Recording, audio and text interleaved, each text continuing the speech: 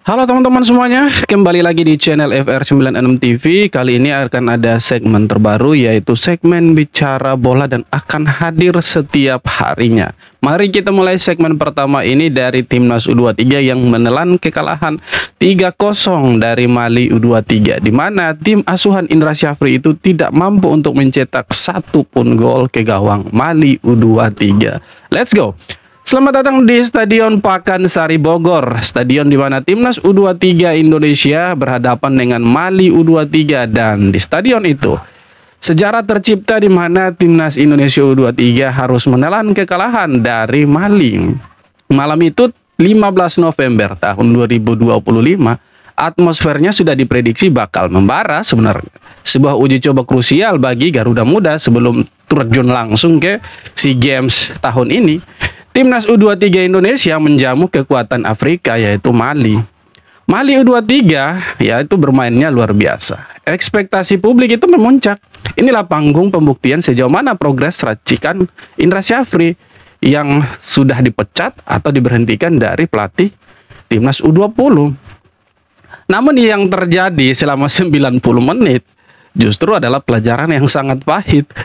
Peluit panjang berbunyi, papan skor menunjukkan angka telak. Indonesia 0, Mali 3. Sebuah kekalahan telak, sebuah hasil yang di atas kertas ya bisa memicu cemoohan atau kekecewaan mendalam dari para supporter. Tapi disinilah cerita ini menjadi unik. Disinilah terjadi sebuah twist yang jarang kita saksikan dimanapun. Karena malam itu di tengah kekalahan tim kesayangan mereka atau tim kesayangan supporter Timnas Indonesia, dukungan terbesar di stadion justru mengalir keras untuk Mali U23. Bagaimana bisa? Supporter sudah muak dengan kekalahan demi kekalahan yang diraih sama Timnas. Bukan hanya U23 saja, tapi dari Timnas senior, di mana kita kalah 2 kali beruntun dari Arab Saudi dan juga Irak. Nah, sekarang justru kita kalah lagi dari Mali U23. Tapi mari kita beda dulu pertandingannya, teman-teman. Skor 3-0 bukan hanya sekedar angka sebenarnya. Ini adalah refleksi jujur dari perbedaan level yang ada. Sejak menit awal, Mali U23 menunjukkan mengapa mereka adalah salah satu tim muda terbaik di benua Afrika. Itu jelas. Keunggulan fisik mereka sangat mencolok, dan itu bisa terlihat sekali dari tinggi badan mereka. Gila. Kita lihat bagaimana para pemain Mali memenangkan duel-duel di udara. Bagaimana mereka bisa menahan bola di bawah tekanan, dan itu terlihat jelas. Dan akselerasi mereka yang sulit ditandingi. 2 gol awal Mali yang tercipta di babak pertama adalah buah dari skema serangan cepat dan penyelesaian akhir yang klinis. Dan itu tidak bisa dilakukan oleh Timnas U23. Lini tengah Indonesia tampak kesulitan mengembangkan permainan. Kita hanya bisa mengandalkan Ivar Yener sebagai jantung dari lini tengah Timnas Indonesia. Sedangkan yang lainnya seperti kayu yang ada di tengah lapangan. Pressing yang dilakukan Mali sangat efektif memotong alur bola dari belakang. Pelatih Indonesia mencoba melakukan penyesuaian di babak kedua, memasukkan darah segar, cuma terlambat. Permainan sempat membaik, ada beberapa peluang emas, tapi Dewi Fortuna belum berpihak. Masih berpihak ke Mali itu. Dan gol ketiga Mali menutup malam yang memang milik mereka. Stadion Pakansari Bogor menjadi stadion bersejarah untuk Mali, di mana mereka mengalahkan tuan rumah Indonesia dengan skor telak 3-0. Sebuah masterclass singkat tentang efisiensi dan kekuatan fisik dalam sepak bola modern. Itu Indonesia tidak punya sebenarnya. Pertanyaannya sekarang, di tengah kekalahan 0-3, mengapa supporter Indonesia yang dikenal sangat fanatik dan vokal ketika mendukung Timnas justru memilih untuk mendukung Mali U23?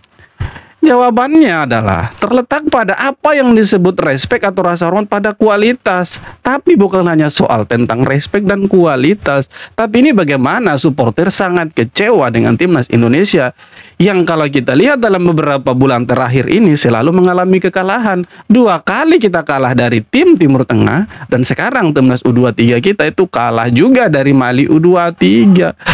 Supporter Indonesia itu datang ke stadion untuk menonton pertandingan sepak bola yang bagus, dan mereka mau Timnas itu menang terus. Dan harapan dari supporter Timnas adalah Timnas itu bermain sebagus mungkin. Nah, ketika kita kalah 3-0 dari Mali, kekecewaan itu mulai memuncak. Dan hasilnya supporter mulai meneriaki nama negara Mali, bukan justru mendukung Indonesia. Dan malam itu mereka melihat sebuah penampilan yang berkualitas tinggi dari Mali.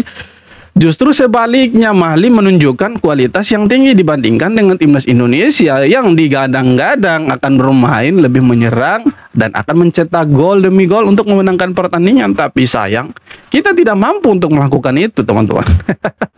Mereka tidak mendukung Mali sebenarnya. Mereka tetap mendukung Indonesia. Tetapi karena rasa frustasi, karena rasa kesal kepada timnas Indonesia, maka mau tidak mau atau suka tidak suka, supporter ini justru mendukung Mali. Dan itu ya harus bisa diterima.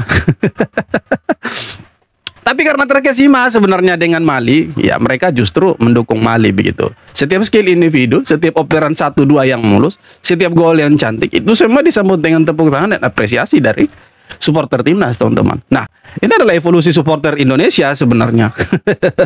Dimana kita beralih mendukung Mali, ya, daripada mendukung timnas kita sendiri. Mereka itu telah mencapai titik di mana mereka bisa melihat atau melampaui warna jersey kebangsaan.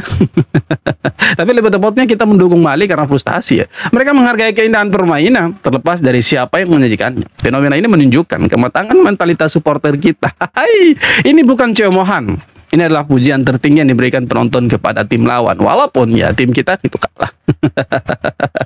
Momen ini tentu saja menjadi viral. Video-video supporter Indonesia menyanyikan yel-yel untuk Mali atau justru sorakan-sorakan yang membuat Mali semakin bersemangat itu berseliweran di media sosial. Atau sorakan mereka saat Mali mencetak gol menyebar luas di media sosial juga. Reaksi dari timnas Mali U23 sendiri sangat mengharukan. Pelatih dan para pemain mengakui mereka belum pernah merasakan atmosfer dukungan sehangat ini.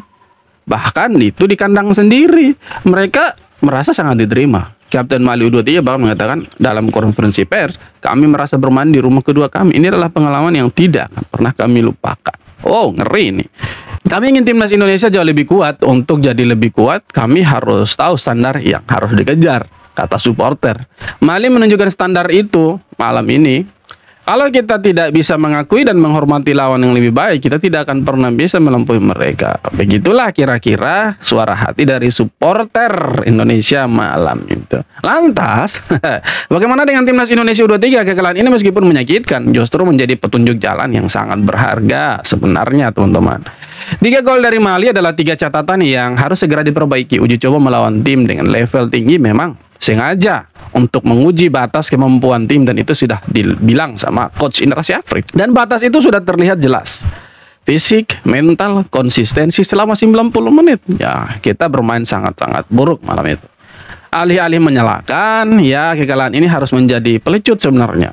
Pembakar semangat. Reaksi supporter yang mendukung Mali justru memberikan pesan subliminal kepada para pemain Indonesia. Tingkatkan level permainan kalian sampai kalian mendapatkan sorakan seperti itu. Artinya kalau mau dapat sorakan Indonesia dan Indonesia again, ya harus main bagus. Lantas bagaimana reaksi dari orang-orang PSSI? Sejauh ini belum ada tanggapan dan reaksi dari orang-orang PSSI tentang kekalahan timnas U23 dari Mali, di mana mereka justru lebih memilih diam daripada bersuara.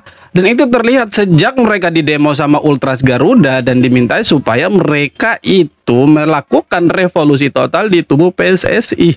Harusnya mereka malu sih ketika supporter itu meneriaki nama negara Mali, bukan Indonesia. Ya kalau mereka punya malu, kalau tidak punya malu ya terserah mereka, itu bukan urusannya kita sebenarnya. Tapi yang pasti di sini supporter itu sudah sangat-sangat kecewa dengan PSSI bahkan timnas.